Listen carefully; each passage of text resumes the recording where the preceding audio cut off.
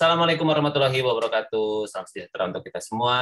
Semangat pagi sahabat-sahabat Rumah Hijau Net dimanapun berada, khususnya buat sahabat-sahabat peserta belajar composting online batch ke-36 yang sudah menyelesaikan masa-masa belajar lewat Pulwapnya, dan sekarang kita tiba di Kulzum, sebuah fasilitas untuk sahabat-sahabat belajar composting melalui metode yang lain gitu ya, melalui metode audio visual. Mudah-mudahan bisa melengkapi materi-materi yang akan sahabat semua terima dalam bentuk Pulwap, dan juga nanti ada e-booknya juga. Jadi dengan belajar dari berbagai metode ini, harapannya semoga sahabat semua dapat menikmati pembelajaran melakukan proses composting, mengolah sisa barang organik rumah tangganya sahabat semua di rumah masing-masing, di lingkungan masing-masing dengan lebih asik dan membahagiakan. Saya Andito, urban farmer dan multi farmer dari Cipinang Muara, Jakarta Timur, yang di siang hari ini akan sedikit melengkapi apa yang sudah kita pelajari bersama di dalam grup WhatsApp. Sampai rekaman ini dibuat di menit kesekian ini masih belum ada sahabat yang hadir. Tidak apa, saya sangat bisa memahami keseruan dan kesibukannya teman-teman semua, dan harapan saya adalah apapun yang bisa saya berikan bisa bermanfaat, dan tentunya setelah Zoom ini selesai, setelah kemudian nanti e-book dibagikan, slide juga akan dibagikan, nah, kita akan punya waktu sekitar 4 minggu kebersamaan untuk proses compostingnya. Jadi silakan teman-teman semua kalau ada yang mau ditanyakan, mau dibahaskan selama 4 minggu ke depan dalam melakukan proses composting, silakan langsung sampaikan saja di grup WhatsApp.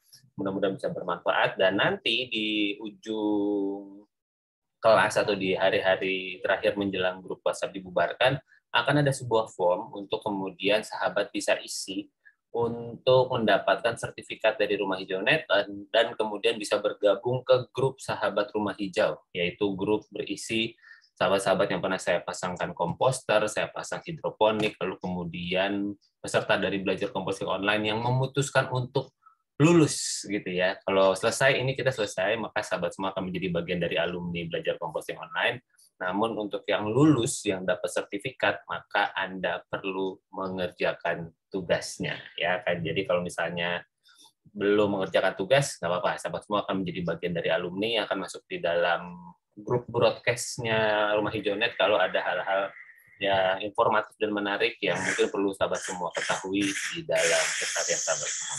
Baik, sahabat semua, kita akan mulai sharing session kita di siang hari ini.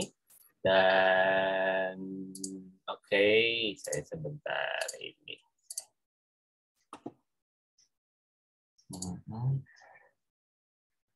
Sebentar, ini ada sedikit kendala dalam membuka slide-nya. Saya akan coba dulu, saya ketik dulu. Silakan ya sahabat semua, kalau ada yang mau ditanyakan bisa langsung nanti di grup WhatsApp supaya kemudian kita bisa bahas bersama. Jadi dalam nanti perjalanannya teman-teman tetap dipersilahkan loh untuk kemudian menanyakan atau kemudian menyetorkan tugasnya ya kan. Di grup mungkin saya baru dapat beberapa foto saja untuk kemudian penyerahan tugasnya. Silakan teman-teman semua masih punya waktu, karena composting adalah ilmu praktek. Kalau sahabat semua tidak praktek ya nggak apa-apa sih, nanti jadi ilmu yang dimiliki tetapi belum bisa dipraktekkan kalau belum praktek gitu ya. Jadi silakan sahabat semua untuk mempraktekkan ilmu-ilmunya, dan kita manfaatkan kebersamaan kita di dalam grup WhatsApp untuk kemudian kita bisa berinteraksi dan sharing selama 4 minggu ke depan. Oke, ada 8 langkah mudah mengubah sampah rumah tangga menjadi pupuk organik. Ada 8 langkah, bukannya di Pulwapnya cuma ada 7. Tuh. Ada 1 langkah lagi yang akan saya sampaikan di dalam slide ini, mudah-mudahan bisa bermanfaat. Dan permisi memperkenalkan diri kembali, saya Wayan Dito, Putra Wibisono, tinggal di Cipinang Muara, Jakarta Timur, ayah dari 2 anak homeschooling. Mudah-mudahan tahun depan menjadi 3 jika memang diperkenankan oleh Tuhan Yang Maha Baik. Dan saya praktisi composting sejak tahun 2014. Saya adalah praktisi urban farming, digital marketing, dan kemudian sebagai konsultan dan edukator gaya hidup sehat. Dan saya bersyukur sejak tahun 2017 telah membantu lebih dari 100 sahabat memiliki instalasi hidroponik dan komposter di rumahnya masing-masing. Dan tidak hanya di persarangan personal, tapi juga di institusi seperti TNI Angkatan Darat dan sebagainya. Lalu kemudian juga di beberapa perusahaan juga diminta untuk hadir dan berbagi untuk mengedukasi karyawan maupun membantu program CSR-nya. Lalu kemudian edukasi juga terjadi di dalam maupun di luar kota, sebagian besarnya bersama teman-teman dari Yayasan Tunas Bakti Nusantara. Lalu kemudian juga terlibat bersama pelatihan vokasi pengolahan sampah bersama Kotaku dari PUPR. Dan lalu kemudian kegiatannya tidak hanya secara online, tapi offline juga, atau kebalik ya, tidak hanya secara offline, tapi juga online juga. Jadi kalau dulu waktu pandemi, ya banyakkan online gitu ya, tapi sekarang kita sudah bisa langsung mengadakan pertemuan langsung. Betapapun pertemuan online masih amat bisa dilakukan karena harapannya kegiatan ini tidak hanya menjangkau yang terdekat saja, tetapi juga bisa sampai ke seluruh pelosok Indonesia bahkan dunia, supaya kemudian semakin banyak dari kita yang mau untuk memilah dan mengolah sampah rumah tangga kita. Dan ini adalah juga sharing bersama teman-teman di mahasiswa, dan kemudian mari kita masuk ke 8 langkah mudah yang akan kita bahas di siang hari ini. Langkah pertama mindset ya, sahabat semua. Kembali saya ingatkan, wah ini ada satu yang mau masuk, saya undang dulu. Oke, mari kita lihat. Oh, sudah menghilang. Oke, nanti kalau ada teman-teman yang mau masuk, nah ini sudah masuk, kita sapa dulu nih Bro Angga ini. Angga dari Depok kalau nggak salah. Kita tunggu dulu. Kalau sampai sudah online, sudah on audionya, baru nanti kita lanjutkan lagi. Oke. Sip. Sepertinya masih belum online. Oke, Bro Angga, kalau masih bisa mendengar ucapan saya, kita lanjutkan dulu saja slide-nya. Nanti kalau ada yang mau ditanyakan, silakan langsung tuliskan saja di kolom chatting ya, Bro Angga. Oke, sekarang kita masuk ke, jadi ada 8 langkah yang akan kita bahas di dalam slide kali ini. Ada 8, bukannya ada 7 saja keluarnya. Mari kita bahas langkah ke-8 setelah kita bahas ke-7 langkah yang sudah disampaikan. Yang pertama adalah mindset, sahabat semua. Jadi mindset ini memegang peranan yang amat sangat penting di dalam proses composting. Menurut pengalaman saya selama sekarang sudah mau masuk 9 tahun ya. Sudah mau masuk 9 tahun. Ini adalah sebuah proses yang amat sangat penting. Oh iya, Bro Angga sudah online. Cek, sudah terdengar suara dan gambar saya, Bro Angga? Kalau sudah bisa jempolnya mungkin, dan silakan nanti kalau misalnya ada yang mau ditanyakan langsung sampaikan saja di kolom chatting ya, dalam proses compostingnya. Ini kita sudah sampai di slide, nanti rekamannya bisa disimak ulang untuk kemudian menyimak potongan rekaman yang di depannya. Jadi kita akan membahas 8 langkah untuk bisa mengolah atau mengubah sampah organik menjadi pupuk yang bermanfaat. Dan yang pertama adalah mindset ya, sebagaimana ada di keluar. Jadi mindset inilah yang menurut saya amat sangat penting dan berperan besar di dalam melakukan proses composting hari ini dan ke depannya. Karena apa? Karena kita perlu memahami sepenuhnya kenapa sih kita melakukan proses composting. Dan ya buat saya pribadi, sebagaimana saya sudah tuliskan di dalam grup, saya memang motivasi terbesar saya adalah saya nggak mau punya tempat sampah yang kotor di depan rumah saya. Karena tempat sampah saya ketika kotor, kemudian diacak-acak sama teman-teman yang mau mencari rezeki di sana, teman-teman pemulung, dan kemudian yang terjadi adalah mereka tidak mendapatkan banyak hal karena sampahnya tercampur, lalu kemudian yang terjadi adalah sampahnya berantakan, terus saya ada yang beresin, dan saya membereskan dalam keadaan bau, karena apa? Isinya adalah sampah organik yang tercampur di sana. Oleh karena itu, saya mencari sebuah cara supaya kemudian bisa mengolah sampah organik saya sendiri. Itu sebetulnya menjadi dasar terkuat sampai hari ini saya tidak melakukan proses pembuangan sampah organik ke TPS dan TPA. Apalagi kemudian saya memahami sepenuhnya bahwa tumpukan sampah di TPS dan TPA yang bau, yang nggak enak, kalau teman-teman lewat TPS atau TPA itu pasti tutup hidung dan sebagainya, itu terjadi karena ulah kita sendiri juga, gitu. Karena kita mencampur sampah organik kita Sebentar, ini kayaknya kalau lagi ada dalam proses, ini suara mic saya tidak masuk ke dalam. Oke, ini sudah masuk lagi. Oke, jadi saya menyadari sepenuhnya bahwa apa yang terjadi di TPS dan TPA itu adalah akibat perbuatan saya juga. Karena saya menyampur sampah saya, maka sampahnya jadi numpuk. Karena kenapa numpuk? Karena yang sampah organik dan anorganiknya kecampur, masuk ke dalam kategori sampah tidak terkelola. Ya mungkin ada yang ditangani, dipisahkan dan sebagainya. Tapi seberapa banyak sih yang bisa dilakukan oleh katakanlah keroyokan dan sebagainya, pasti prosesnya sangat mahal, tidak mudah dan berlangsung mungkin tidak cepat dan sebagainya. Akan jadi lebih efektif kalau kita yang memilah dan mengolah sampah organik kita sendiri. Sehingga kita bisa mengurangi tumpukan sampah yang tidak terkelola yang sampai 6 juta ton per tahun. Ini data tahun 2022 diambil dari SIPSN. Jadi situs sistem informasi pengelolaan sampah nasional. Dan komposisi sampah terbesar adalah dari sisa makanan dan rumah tangga. Ya, tempat kita ini ya, sampah dan rumah tangga ini, yang kemudian kalau kita bisa mengurangi sampah organik kita, ya kalau kita bisa mengurangi sampah organik kita, maka kita akan berkontribusi sangat luar biasa dalam pengurangan sampah organik di TPS dan TPA. Jadi mindset ini menjadi sebuah hal yang amat sangat penting, yang menjadi sebuah hal yang perlu ditanamkan betul-betul di dalam diri kita, di dalam melakukan proses composting setiap harinya. Karena kalau ini tidak memiliki dasar yang kuat, nanti composting hanya akan menjadi kegiatan tambahan, bukan kegiatan harian. Wah, kenapa bukan jadi kegiatan utama, Mas, atau bagaimana? Enggak, karena selamat datang sebelumnya Kak Andriani, terima kasih sudah menyempatkan hadir di kursus kali ini. Ini kita sudah ada di tengah slide, nanti silakan simak rekaman awalnya ya, nanti di grup akan saya sharingkan rekamannya. Dan nanti kalau ada yang mau ditanyakan seputar proses composting yang sudah dilakukan, atau mungkin ada hal-hal yang mau ditanyakan terkait dengan materi yang sudah saya sampaikan di keluar, boleh, ini adalah momen kita berdiskusi secara online lewat Zoom ini ya. Jadi permisi saya selesaikan lagi. Jadi kalau kita kemudian bisa, saya lagi sampai di mindset ya, betapa pentingnya mindset ini untuk menjadi fondasi dalam kita berjalan ke depan. Jadi kalau kegiatan composting hanya sebagai kegiatan seru-seruan dan bukan kegiatan harian, ini yang kemudian tidak mudah menjadi sebuah hal yang konsisten. Karena kalau saya sih menyikapi proses composting ini seperti kita ke kamar mandi, sahabat semua. Seperti kita buang air kecil, buang air besar, mandi, dan sebagainya. Ini sebuah hal yang perlu kita lakukan secara rutin. Karena apa? Karena memang badan kita membutuhkan ini. Karena memang lingkungan kita membutuhkan ini. Kalau tidak mandi, kalau tidak buang air kecil, buang air besar, maka yang terjadi adalah kacau hidup kita gitu ya.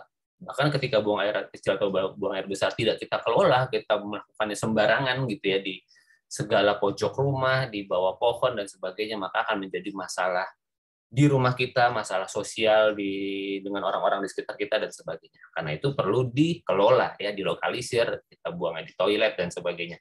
Itu yang kemudian menjadi sebuah hal yang penting sekali untuk kemudian kita pahami, sehingga ketika kita melihat udah ada tumpukan sampah organik di rumah, atau katakan sudah ada sampah organiknya udah ada nih, kompos yuk gitu. Karena apa? Kita tahu bahwa kita ingin mengurangi tumpukan sampah di TPS dan TPA ini. Kejadian di Jogja menjadi sebuah hal yang saya khawatirkan gitu ya, dan memang sebenarnya sudah terjadi sebelumnya gitu. Di Jogja pernah terjadi, di Bandung pernah terjadi gitu ya, di daerah Jawa Timur Pasuruan kalau nggak salah juga sedang terjadi.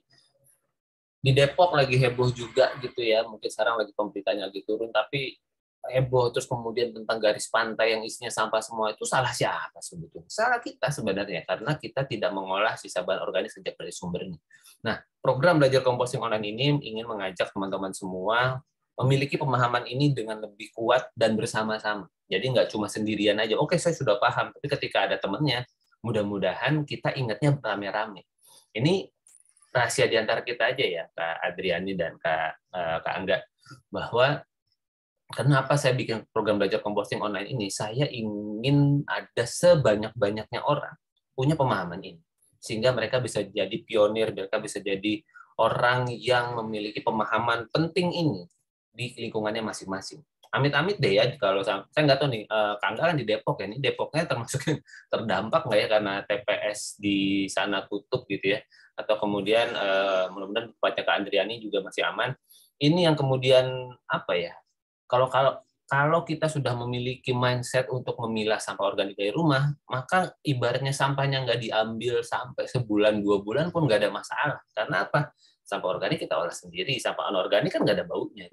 Itu yang kemudian bisa kita lakukan dan mudah-mudahan ini bisa menjadi fondasi yang cukup kuat untuk kedepannya. Dan memang di mindset ini jadi agak sedikit panjang ya pembahasannya karena memang inilah fondasi utamanya. Karena bila pola persampahan tidak berubah dan terus dilakukan setiap hari, maka kemampuan TPS-TPA kita semakin lama semakin menipis, akhirnya ditutup, akhirnya bingung mau buang di mana. Nah, dan terjadi di Jogja jadi bertebaran sampah di mana-mana dan sebagainya karena apa? Tidak ada edukasi secara menyeluruh pada saat TPS sama TPA-nya masih bisa nampung. Jadi justru katakanlah sekarang aturannya lagi ketat nih, misalnya sampah nggak diambil kok nggak terpilah, ya kenapa nggak dari dulu gitu ya. Tapi ya itulah, saya berharapnya amit-amit sampai kejadian teman-teman di lingkungan teman-teman, karena perkembangan teknologi saat ini membuat tumpukan sampah semakin banyak. Kalau kemudian kita masih melakukan pola yang sama, dicampur semua bahan organik dan anorganik pada satu tempat, pasti sampahnya tambah banyak. Tapi kalau kemudian yang organiknya kita olah sendiri, maka yang sampah anorganik yang makin banyak ini nggak ada masalah. Apalagi kalau kemudian kita masukkan ke pemilahan tahap 2 ya, jadi yang sampah plastiknya sendiri, kardusnya sendiri, lalu kemudian botol sendiri, lalu kemudian ada logam sendiri dan sebagainya. Wah, itu sudah makin asik lagi karena kita bisa salurkan ke bank-bank sampah yang ada di sekitar kita. Begitu sahabat semua. Sip, mudah-mudahan sepakat dan setuju dan kita apa jadi solusinya? Solusinya adalah composting, yaitu kita memilah dan mengolah sampah dari sumbernya. Mengapa perlu melakukan composting?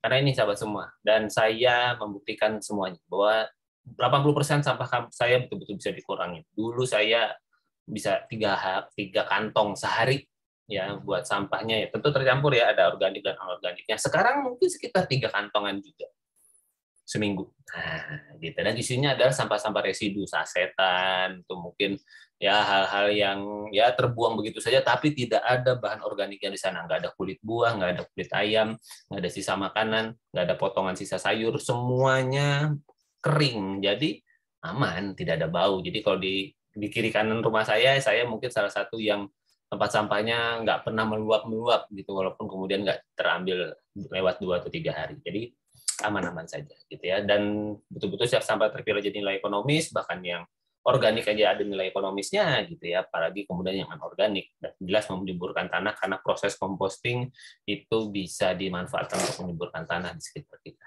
Begitu sahabat semua. Jadi kategori sampah di dalam belajar kali ini saya hanya akan bagi menjadi 2, yaitu hanya yang organik dan yang anorganik saja. Yang organik pokoknya semua sisa bahan yang dari hewan dan tumbuhan. Ya, semuanya itu masuk ke kategori yang organik, sedangkan yang anorganik adalah yang selain itu. Nah, biasanya pertanyaannya ada di sini. Kalau kertas gimana, Mas? Apakah termasuk kategori sampah organik? Nah, kita bisa melihatnya dengan cara seperti ini. Pernahkah sahabat semua mendiamkan sebuah kertas sampai setahun? Nah, kalau kemudian sampai setahun dia tidak berubah bentuknya, jelas pasti dia anorganik. Karena organik itu ciri-cirinya bisa menyusut cepat bahkan dalam hitungan hari. Contoh, misalnya daun pisang. Daun pisang itu kalau kita diamkan, nggak dia pakai seminggu deh, dia akan menguning dan mengering. Nah, itu namanya sampah organik. Tapi kalau kertas, nah, itu jangankan menunggu sebulan gitu ya, setahun 2 tahun aja bentuknya tidak berubah, bahkan mungkin hanya menguning sedikit. Jadi artinya teman-teman mau ngompos 2 tahun baru jadi. Tapi kita kan pengennya makin cepat makin baik. Jadi kertas tidak masuk kategori sampah organik ya, sahabat semua ya. Oke, sip. Nah, prinsip 3R ini menjadi sebuah hal yang sangat penting, sahabat semua. Jadi sebelum kita melakukan recycle, sebagaimana yang kita mungkin pikirkan di belakang, di depan, apa yang bisa kita olah? Enggak, kita ngurangin dulu gitu ya. Coba kita kurangin dulu, dan melalui kesempatan ini saya ingin mengajak teman-teman semua, yuk kita kurangin sampah plastik atau kemasan kita yang paling gampang dari belanja kita sehari-hari.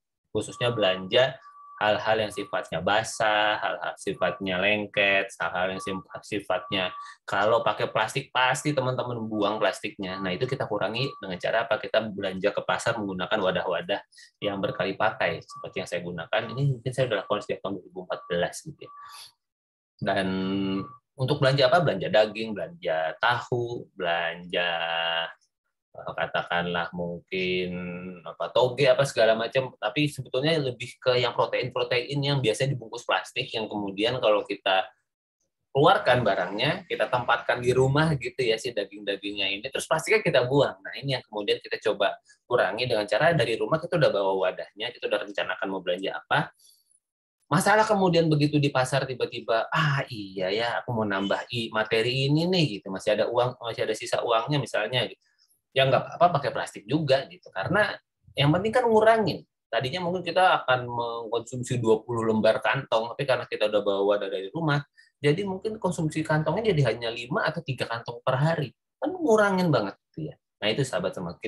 Saya ingin mengajak sahabat semua, yuk kita mulai memikirkan, merencanakan belanja-belanja kita kalau ke pasar, menggunakan wadah berkali pakai supaya ngurangin pemakaian plastiknya gitu ya. Lalu kita baru reuse, kita bisa gunakan lagi. Saya tuh kalau sampai harus pakai kantong plastik, malah requestnya kantong yang agak gedean sekalian atau agak kuat. Supaya apa? Supaya saya bisa pakai ulang lagi. Lalu kemudian baru kita pikirkan cara recycle.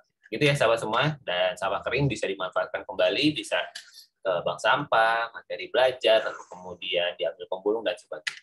Dan ini aktivitas saya sempat ke bank sampah beberapa waktu yang lalu, dan ada juga aplikasi yang sekarang mendukung gerakan minim sampah. Ini salah satunya Siklus, dia mengisi ulang materi-materi keseharian kita di sini. Lalu kemudian ada armada kemasan dan Buitin dengan kekuatannya masing-masing. Armada kemasan itu bisa ngambil plastik saset, Buitin itu bisa ngambil popok bayi. Nah, ini yang kemudian menjadi katakanlah startup yang berkembang di sekitar kita, dan kayak sekarang makin banyak, saya belum update lagi aja. Oke, jadi yuk kita mulai memilah sampah kita. Nah, apa langkah kedua? Kita siapkan 2 tempat sampah. Ini yang amat sangat penting dan krusial. Kita tidak akan bisa maju mau mengolah sampah kita kalau nggak kita pilah dari awal. Ya, jadi penting banget punya 2 tempat sampah, dan belum ada ya teman-teman yang menyetorkan fotonya ya. Jadi, Kak Adriani sudah menghilang. Oke, kita lanjut aja dulu. Dan jadi sampahnya ini kita penting tempat sampah organik itu adalah tempat sampah yang tertutup ya, tertutup, tidak ada lubang rongga-rongganya sehingga kita bisa cuci lagi. Itu yang penting untuk sampah organiknya. Lalu langkah ketiga kita tentukan metode composting. Ini sudah ada yang menyetorkan fotonya di grup, dan beliau menggunakan 2 komposter menggunakan ember tumpuk, mantap sekali. Dan nanti kita tunggu ceritanya sudah sampai mana. Lalu kemudian saya ingatkan kembali metode composting, ada lubang organik yang paling simpel, ada biopori yang memang butuh instalasi, ada komposter juga butuh instalasi, lalu kemudian ada kompos pot, lalu kemudian ada ekoenzim yang khusus mengompos kulit-kulit buah dengan takaran tertentu. Nah, ini yang lagi saya lakukan saat ini, yaitu mengompos menggunakan maggot black soldier fly. Sampai hari ini adalah metode ngompos yang wow, keren banget ya, bagaimana maggot-maggot ini bisa mengolah sampah kita dengan sangat cepat sekali. Dan yang keempat, kita membuat mol. Apa itu mol? Adalah mikroorganisme lokal untuk mempercepat proses composting. Dan terima kasih yang sudah menyetorkan fotonya untuk menyerahkan mol yang sudah dibuatnya. Lalu kemudian yang kelima, kita siapkan penggembur ya. Penggembur itu adalah material organik yang bisa menyerap air seperti serbuk kayu, dedak, atau abu gosok dan sebagainya. Dan teman-teman ada yang menyetorkan di sini, nggak apa-apa. Kita lanjut dulu saja, dan kemudian langkah ke-6 kita mencacah sampahnya. Kenapa perlu dicacah? Supaya kemudian lebih cepat terurai. Bahkan ngompos pakai maggot pun lebih bagus hasilnya ketika sudah dicacah. Jadi semua metode lubang organik sekalipun itu akan jadi lebih bagus kalau kemudian kita cacah sampah organiknya. Belum ada yang menyetorkan fotonya? Nggak apa-apa. Kita lanjutkan dulu. Dan yang ketujuh adalah saatnya composting. Tentunya teman-teman juga belum ada yang menyetorkan ya di grup. Jadi silakan teman-teman praktekkan proses compostingnya. Video inspirasinya sudah ada di Pulwap, di grup WhatsApp. Langsung dipraktekkan saja. Nanti kalau ada apa-apa, maksudnya kalau ada kendala, ada hal-hal yang kemudian mau ditanyakan, silakan langsung sampaikan saja di grup WhatsApp. Dan buat saya pribadi, semua berawal dari proses composting di tahun 2014 ketika mentor saya, Mbak Wildayanti, datang membawakan komposter ke rumahnya. Sejak hari itu saya praktis tidak lagi membuang sampah saya pun mulai dari mencacah, lalu kemudian memberikan mikroba, waktu itu mol ya sebetulnya, tapi dia mikroba yang sudah dikemas seperti itu, tapi kemudian kita bisa bikin pakai mol dengan sumber air beras kita sendiri dengan hasil yang tidak jauh berbeda, lalu kemudian kita tambahkan penggembur, waktu itu saya dapat semacam kayak abu gosoknya seperti itu, lalu kemudian kita masukkan ke dalam komposter dan sudah bisa dipanen dalam waktu 10-14 hari. Nah, kita dapat pupuk cairnya, kita bisa langsung aplikasikan ke tanaman, saya pun juga mendapatkan pupuk padatnya, dan next-nya saya juga belajar membuat ekoenzim. Seru banget ini ekoenzim ini, lalu kemudian, nah ini dia langkah ke-8-nya, mari kita ulangi lagi proses composting. Begitu sahabat semua, begitu saja sudah hidup kita dari hari ini sampai hari-hari mendatang, karena kemudian proses composting saya adalah sebuah hal yang akan terus-menerus kita lakukan. Dan hasilnya saya punya pupuk, saya bercocok tanam di sebelah rumah saya dulu, gitu ya. Sekarang sih sudah ada pemiliknya dan sudah dibangun bangunan yang lain. Dan walaupun tidak punya tanah luas, kalau ini di halaman rumah saya sendiri, saya masih bisa menanam pakai polybag dan sebagainya. Kita bisa buat katakanlah olahan kita nggak mudah digali, kita bisa raised bed, jadi angkat ke atas saja untuk media tanamnya. Dan kemudian ya waktunya panen gitu ya. Inilah waktu-waktu paling asik ketika kita panen sayuran. Sahabat semua, begitulah. Mari kita melakukan composting untuk masa depan kita, bukan hanya untuk hidup kita hari ini, 1-2 tahun mendatang, namun bisa jadi apa yang kita lakukan hari ini berkontribusi baik untuk anak keturunan kita, untuk orang-orang di sekitar kita, karena sejatinya manusia tentu selain memang untuk memenuhi kebutuhan hidupnya sendiri dalam perjalanan hidup di dunia ini, namun juga untuk menjadi manfaat bagi orang-orang di sekitarnya. Begitu sahabat semua, kalau ada yang mau ditanyakan silahkan langsung sampaikan saja. Dan ini saya lagi media-media sosial saya, silahkan teman-teman semua kalau ada yang mau ditanyakan seputar proses composting, bahkan setelah program ini selesai, lalu teman-teman mau bertanya, monggo langsung mampir saja ke media sosial yang ada dan langsung mention saya atau japri saya. Selama itu sampai di hadapan saya, akan saya jawab. Begitu, sahabat semua. Terima kasih. Saatnya bertanya, dan terima kasih banyak atas kebersamaannya. Semoga bermanfaat. Oke, mari kita mulai sesi sharingnya, sesi ngobrol-ngobrolnya. Kita mulai dari Kak Angga dulu nih, yang kebetulan sudah sampai gitu. Gimana, Kak Angga, Bro Angga? Ada yang mau ditanyakan, mau disampaikan seputar proses composting, atau sudah menyimak mungkin materi-materi keluar yang sudah disampaikan? Silakan. Halo, tes cek. Ini sudah mic-nya sih sudah terbuka, tetapi belum masuk suaranya, atau sudah memang belum ngomong. Silakan. Nah, ini sudah ter-unmute ya, cuma kemudian suaranya belum muncul. Silakan, Bro Angga, atau mungkin saya nggak tahu nih pakai device apa ya, apakah pakai laptop atau pakai smartphone, mungkin hands-free-nya atau mic-nya perlu dicopot dan sebagainya. Silakan langsung diatur saja. Oke, sambil menunggu Bro Angga online, atau mungkin mau langsung. Halo, Pak. Ya, ini dia. Sudah masuk suaranya. Cek lagi. Udah, Pak. Oke. Saya sih silakan. Sebenarnya pengen bukan sharing sih, lebih ke saya kan baru pertama nih, baru gabung di pertengahan dan sebagainya. Dan juga baru memilah-milah doang beberapa sampah. Sebenarnya ini saya lakuin di tempat saya ngajar di sekolah kan. Oke. Jadi sekolah saya itu kan tipenya dia tuh sekolah alam gitu, Pak. Lebih berbaur dengan alam, tempatnya juga saya rimbun juga lah. Banyak pepohonan. Jadinya sampahnya tuh lebih banyak ke sampah daun-daun kering itu loh, Pak. Jadi pihak sekolah tuh bingung nih, sampah pohon nih mau diapain, kalau dibakar polusi udara sama aja bohong, berarti polusi lagi. Betul. Terus akhirnya ketemu composting ini, jadinya niatnya dari sampah daun kering ini pengen dijadiin kompos itu. Ya. Lebih kayak gitu sih, Pak. Oke. Jadi butuh tips untuk mengolah daun kering untuk mudah jadi kompos gitu ya, Mas Bro Angga ya. Oke. Iya, Pak. Nanti di grup saya akan sampaikan inspirasi dari sahabat saya di grup satunya, di grup Sahabat Rumah Hijau. Jadi dia itu sebenarnya sih bukan punya dia ya, dia kemudian menerapkannya di komplek Jadi di komplek rumahnya itu, atau kemudian tempat dia bisa jalan pagi segala macam itu, dia ketemu sama, ini udah nggak ada gambarnya. Nanti saya minta postingin nih, jadi begini.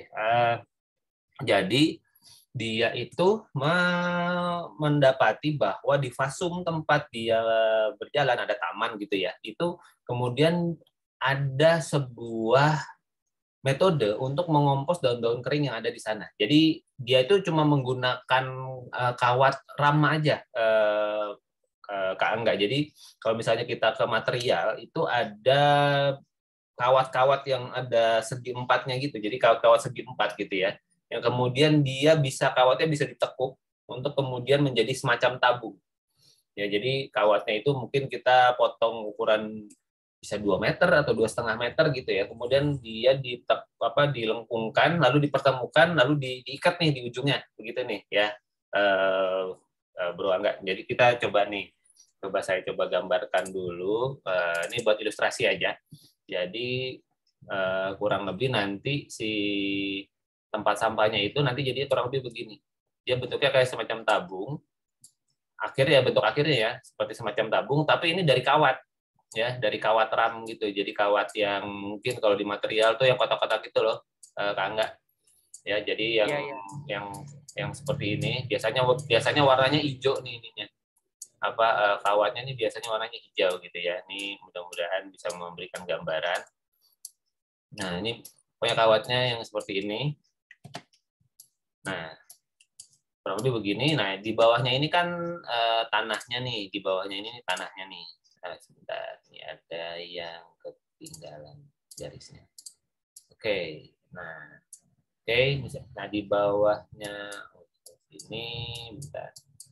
Oke, terus kemudian di bawahnya ini ada ini kan tanah nih, ini tanah di sini, ini tanahnya. Nah, kemudian daun keringnya itu dimasukkan saja nih, Kak Angga di sini. Jadi mungkin karena di sekolah alam itu sangat luas, bisa dibuat di banyak titik gitu ya. Jadi misalnya radius per 5 meter gitu ya, atau kemudian per titik-titik pohon, per 2-3 pohon dan sebagainya, bisa diaturkan di sana. Nah, ini semua sampah daunnya itu bisa dimasukkan ke sini aja nih, Kak Angga nih. Jadi masukin aja semua sampah daunnya di sini, terus tumpuk di sini. Nah, kalau kemudian isinya hanya daun kering saja, pasti tidak menyusut dalam waktu cepat.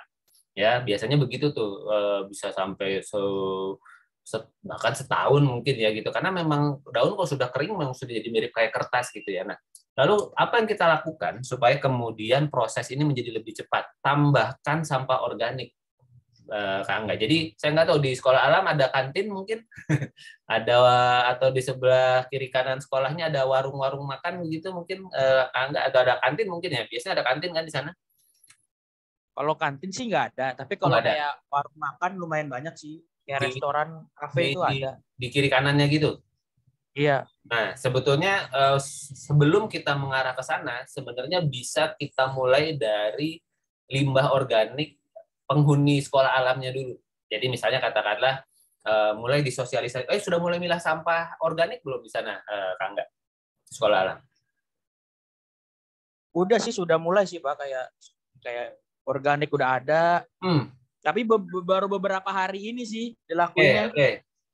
Gak apa-apa, yang penting sudah dimulai. Terus biasanya sampah organiknya dikemanain?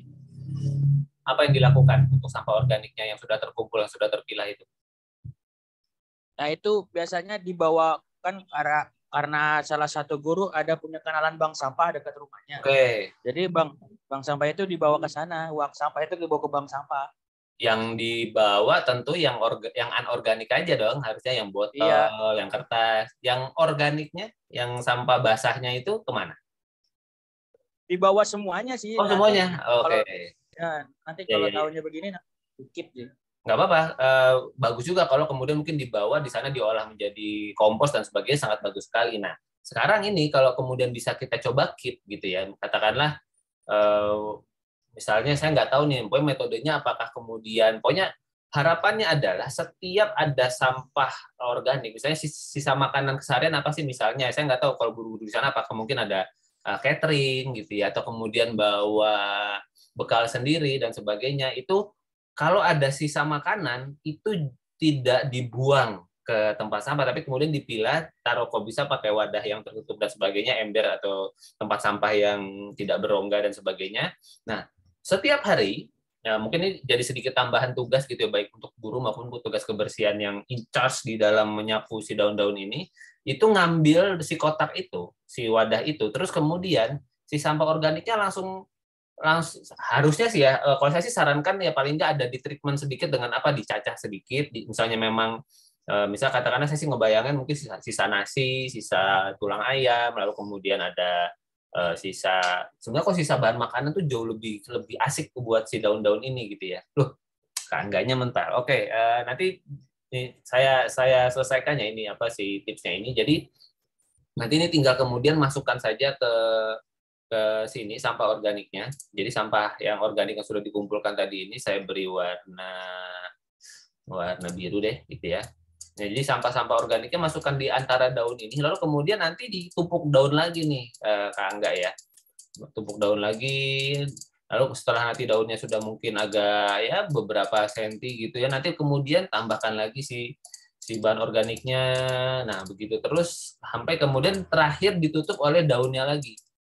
Gitu ya. Kalau kemudian ternyata jumlah daunnya terlalu banyak, ya bikin lagi aja si kawat ram ini lagi gitu, ibaratnya dalam jaraknya agak berdekatan pun tidak ada masalah. Nah, tips selanjutnya adalah tentu buat ini ya, buat mol ya. Jadi buat stok mol dari air beras dan gula, mungkin bisa kolektif ngumpulin air beras dari para guru maupun para murid untuk kemudian bisa membuat mol, dan kemudian ini dituangkan nih molnya ke dalam sini. Jadi ketika sampah organiknya udah masuk, tuangin mol, tutup daun. Nanti sampah organik masuk, tuangin mol, cempetin tutup daun. Dah seperti itu. Tujuannya apa? Supaya kemudian nanti akan terkompos. Nah, setelah sekian lama, nanti biasanya dalam waktu taruhlah sebulan gitu ya. Nanti di sini jadi kompos nih, Kak Angga nih yang bagian bawahnya ini, kemudian nanti akan berubah jadi kompos di sini nih. Nanti akan berubah jadi kompos. Nah, ini nanti bisa diambil. Cara ngambilnya tinggal diangkat dikit aja si kawat ramnya ini. Kan dia tidak permanen kan. Angkat kawat dikit, udah tinggal digali aja pakai tangan atau pakai skop gitu ya. Diambil yang kemudian sudah jadi serbuk, sudah jadi mencoklat di bawah, udah tuh pupuk gitu. Itu tinggal disebarkan lagi aja ke tanaman di sekitar rumah atau dipakai buat berkebun dan sebagainya. Begitu Kak Angga, mudah-mudahan bisa menjawab. Dan karena keterbatasan waktu, kita langsung ke Kak Adriani dulu. Halo Kak Adriani, bisa open mic mungkin? Cek. Bisa langsung merespon. Halo. Halo, silakan Kak. Ya, gimana nih? Kayaknya udah praktisi nih kalau Kak Adriani ini. Gimana, ada yang mau ditanyakan seputar proses composting? Kalau saya tadi mendengar dari Bapak ini mempresentasikan, saya tidak ada proses pengadukan sepertinya di situ. Emangnya enggak, soalnya saya mencari tahu selama ini kompos itu harus sering-sering diaduk, ya kan, untuk supaya dia lebih cepat proses pengomposannya juga gitu, dengan pengadukan minimal 2 hari sekali gitu. Kalau di Bapak ini memang tidak perlu diaduk, apa karena terus saya mau tanya juga, yang mol yang kita bikin itu kan fermentasi ya. Betul. Jadi apakah dia nantinya bakal menarik BSF juga? Karena kan saya ini sebenarnya pengelola bank sampah di perumahan, di kampung juga ya. Jadi di perumahan itu rencana saya tuh saya mau praktek dulu di perumahan yang skalanya lebih kecil daripada di kecamatan tempat asal saya gitu. Saya mau mengolah sampah organik begitu. Jadi ibu-ibu ini kalau bisa sampah organiknya ini, karena kan kalau sepertinya ya, kalau dari saya menjelaskan, saya sudah pernah juga menjelaskan kepada ibu-ibu, tapi ibu-ibu ini kesannya kok kayaknya repot gitu ya kalau harus ngompos apalah. Ya apa kita ambil alih begitu kan? Kita ambil alih, kebetulan ada fasum yang tidak terpakai, mungkin kita ambil alih begitu.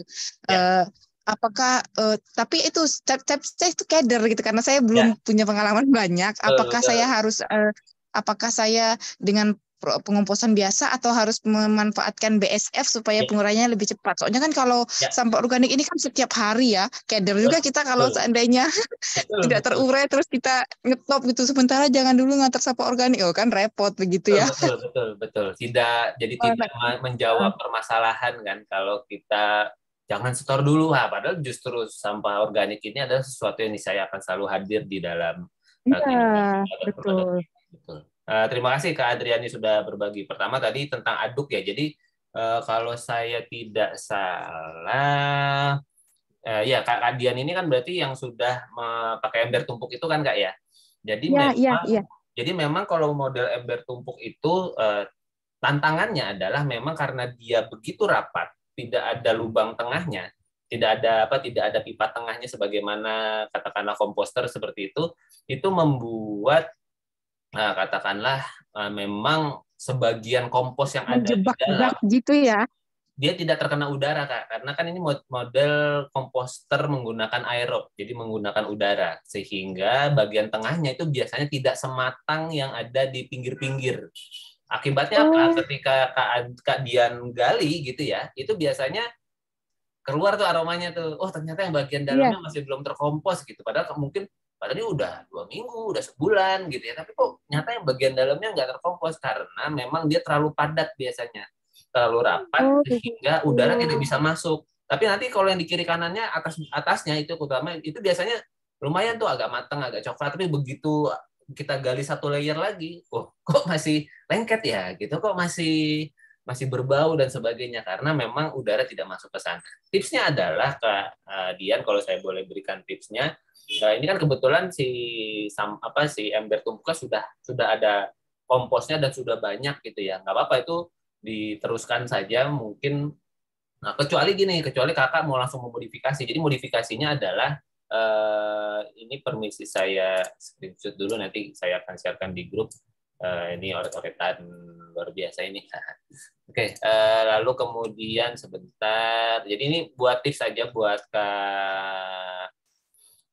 Kak Dian. Ntar saya ulang lagi. Jadi tips saja. Jadi kan karena Kak Dian sudah punya embernya dan sudah dipraktekkan, jadi kan ada ember tumpuk ini kan Kak ya, yang atas dan ini yang bawah. Nah, ember yang bagian yang atas ini saya sarankan Kakak memberikan pipa di tengahnya yang kemudian diberi lubang-lubang. Pipanya bisa ukuran 2,5 atau 3 inci gitu ya, tergantung apa yang ada di sana. Kalau bisa sih 3 inci biar agak besar. Nah, pipanya ini kemudian nanti diberikan lubang-lubang Kak di sepanjang badannya supaya apa? Supaya kemudian kompos-kompos yang ada di sekitar sini itu dia bisa berproses yang ada di dalamnya ini gitu. Jadi tanpa perlu diaduk. Kalau kemudian dia tidak ada, kenapa perlu diaduk? Karena kita perlu mengasup udara di dalam proses compostingnya. Begitu Kak Andriani. Jadi kalau boleh disarankan misalnya mau di action itu Kakak gali lubang organik aja gitu, terus kemudian tumplekkan semua isi sisa bahan organik yang sudah di atas itu ke dalam lubang organik, baru kemudian Kakak bikin lubang tengahnya untuk kemudian bisa nanti katakanlah Kakak bisa mengompos lagi dengan ada si pipa tengahnya itu yang sudah diberi lubang-lubang. Tujuannya apa? Agar kita bisa memberikan udara di dalam ember komposnya itu. Begitu Kak Dian kurang lebih. Dan tadi yang ada yang mau ditanyakan dulu mungkin seputar ini ember. Baik. Baru nangkep saya itu kemarin kan saya lihat videonya bapaknya kan ada komposer yang bapaknya pakai, ada ini ya, ada pipa di tengahnya itu ya. Saya juga bertanya-tanya apakah itu pengaduknya gitu biar gimana. Oh ternyata itu buat akses udara masuk ya, mempercepat proses pengomposan ya. Baik. Kalau ini dilakukan, mudah-mudahan meminimalisir effort gitu ya untuk ngaduk-ngaduk. Ya, betul. Udah templungin aja. Namun memang karena dia adalah model tanpa pintu samping, artinya Kakak memang perlu punya beberapa ember yang seperti ini, sehingga ketika nanti sudah penuh, ya udah dibiarkan sampai 2 minggu misalnya gitu, biarkan dia matang sendiri, Kakak masuk ke ember yang baru. Jadi panennya itu panen sekaligus. Kalau saya kan karena punya pintu samping, panennya bisa saya buka ngambil yang bawah, yang atas turun kan gitu.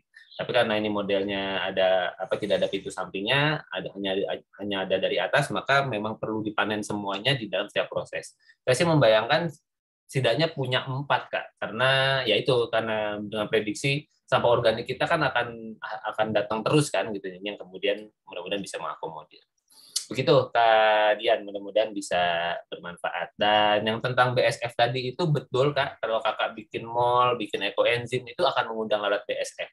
Ada cara mengundang lalat BSF yang juga jauh lebih cepat, yaitu memang kita niatkan gitu ya. Jadi artinya ada tipsnya khusus bikin ember khusus yang nanti dimasukkan katakanlah buah-buah busuk gitu ya, atau kemudian karena lalat BASF ini memang hanya mau datang ke fermentasi, ke aroma-aroma buah seperti itu, lalu kita siapkan tempat buat mereka bertelur di atasnya. Nah, itu bisa jadi seperti itu.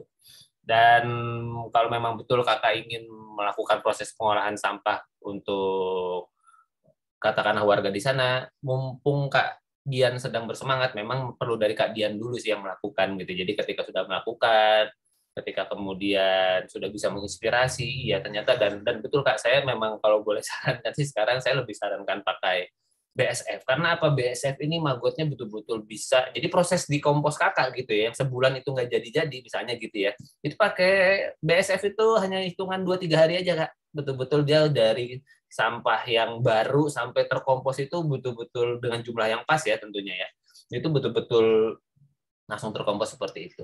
Begitu Kak Dian, saya sangat dukung. Jadi kalau ada yang mau ditanyakan dalam proses composting menggunakan BASF, kalau ada kendala dan apa, semoga silakan disampaikan. Pasti saya akan coba bantu dari sisi apa yang bisa saya pahami. Ada lagi mungkin Kak Dian sebelum kita tutup? Kita tinggal 1 menit lagi waktunya. Sudah, barangkali sementara itu dulu. Nanti kalau saya sudah menjalankan BASF, paling saya japri ya. Yes, dengan tenang hati. Pokoknya kalau masih ada grup, di grup aja Kak. Sharing gitu ya. Biar rame kalau masih grupnya masih ada ya selama sebulan ke depan. Baik. Oke, terima kasih Kak Dian untuk kebersamaannya, Kak Angga yang juga mungkin tadi keluar masuk, mudah-mudahan bisa bermanfaat. Dan saya lagi, composting adalah ilmu praktek. Terima kasih teman-teman yang sudah mau melakukan di tempat masing-masing, semoga bermanfaat. Saya mohon maaf atas segala kekurangan. Nanti rekaman dan segala hal yang bisa diberikan akan saya sampaikan. Saya terima kasih atas segala perhatiannya. Semoga yang kita pelajari menjadi kebaikan untuk kita semua dan bumi tempat tinggal kita. Terima kasih. Wassalamualaikum warahmatullahi wabarakatuh. Salam sejahtera untuk kita semua. Thank you. Sehat-sehat.